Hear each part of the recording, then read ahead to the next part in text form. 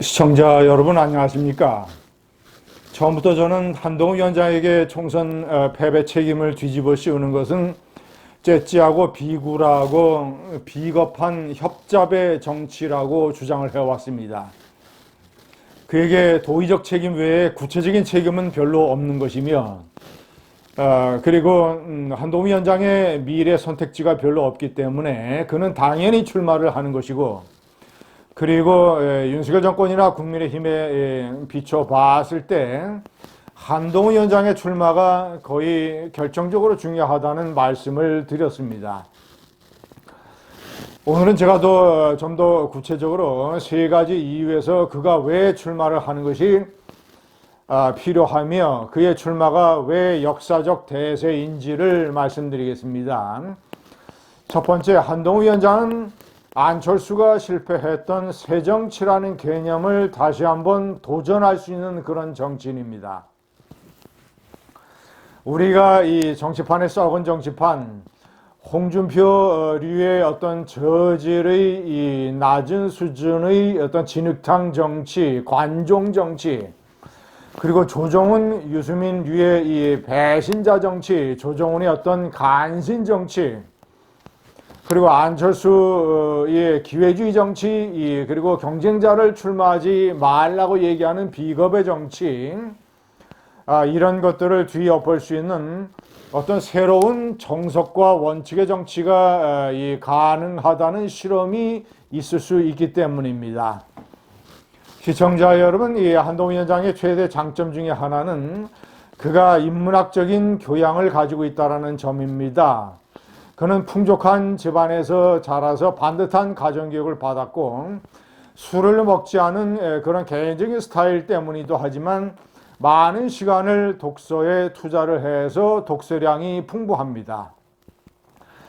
자, 그리고 이런 데서 오는 어떤 교양과 품격을 갖춘 데서 오는 언행과 특히 이 홍준표류의 저질, 까마귀과의 이런 언행에 맞서지 아니하고 백록과의 품격 있는 언어를 사용을 해서 자신의 메시지를 국민들에게 점잖게 던지는 여의도 사투리에 아직 물들지 아니한, 그리고 뛰어나고 세련된 패션 감각, 지난번에도 말씀드렸지만 패션은 그 사람의 교양입니다.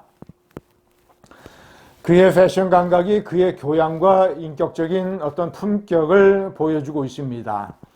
자, 이런 어떤 인문학적 교양을 가진 새로운 정치 지도자가 한국 정치판에서 새 정치의 실험을 하는 것이 대단히 중요합니다.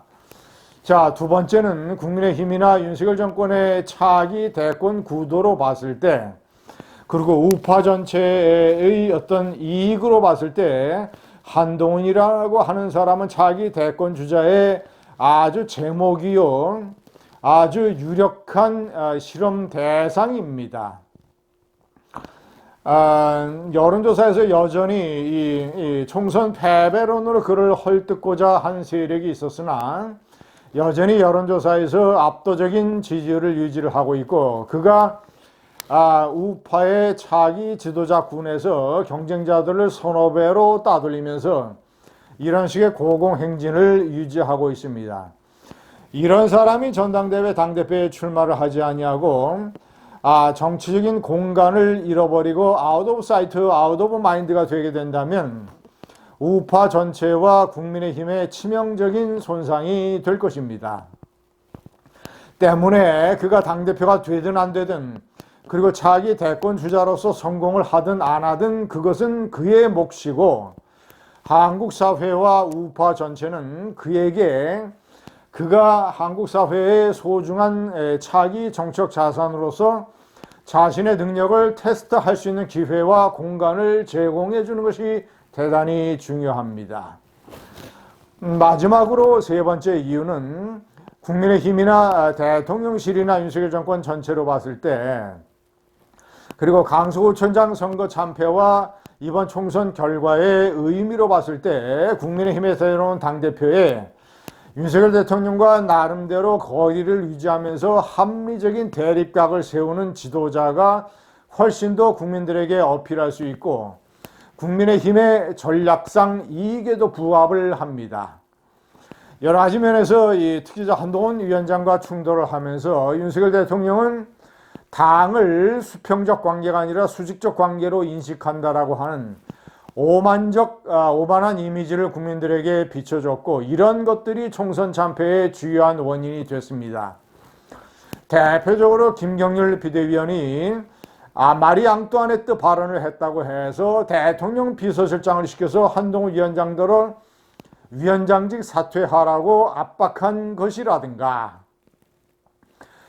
그런 것들, 이런 것들은 아주, 그리고 비례대표 내용을 둘러싼 이 갈등이라든가, 여러 가지 이런 것들이 어떤 이 용산 대통령실이 당을 누르고 있다라고 하는 수직적 관계라고 하는 이런 오해, 이런 이미지를 국민들에게 주고 있기 때문에 당대표가 예를 들어서 특검법이라든가 특별법이라든가 민주당의 과도한 입법 폭주에 맞서서 합리적으로 맞서서 이 윤석열 정권을 보호하는 이런 식의 액션을 취하는 것은 충분히 필요한 일이고, 또 그런 것들을 하는 것이 충분히 한동훈 위원장으로서 가능한 일이지만, 그러나 원칙과 공정을 윤석열 대통령실이 위반하려고 할 때에 대통령과 나름대로 합리적인 대립각을 세우고 당정 관계를 건강한 어떤 이 거리의 관계로 유지하는 것이 대단히 중요할진데,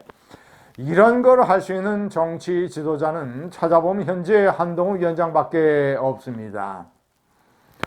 시청자 여러분, 유승민 후보는 이 배신자 프레임 때문에 어차피, 그리고 윤석열 대통령과 극한적인 대립각을 세우고 있기 때문에 안 되는 것이고, 안철수 의원은 대립각, 거리 흉내내기를 하는 기회주의자이고, 그리고 나경원 의원은 현재 친윤계가 사실 전폭적으로 밀고 있는 이런 느낌이 있습니다만은, 이런 건강한 대립각을 세우는 데에 상당히 장애가 있을지 모릅니다.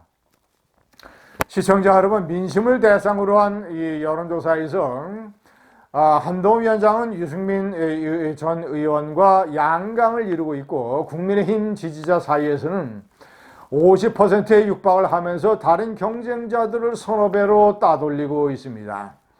때문에 당원 100%로 하든, 당원 50%, 민심 50%로 하든, 당원 70%, 민심 30%로 하든, 현재 추세대로 보자면 한동훈 위원장이 당대표에 출마했을 때 상당한 표차로 당대표에 선출될 가능성이 대단히 높습니다.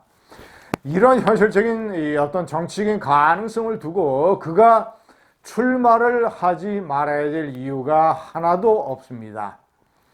한동훈 출마로는 역사적인 대세가 되고 있습니다. 감사합니다.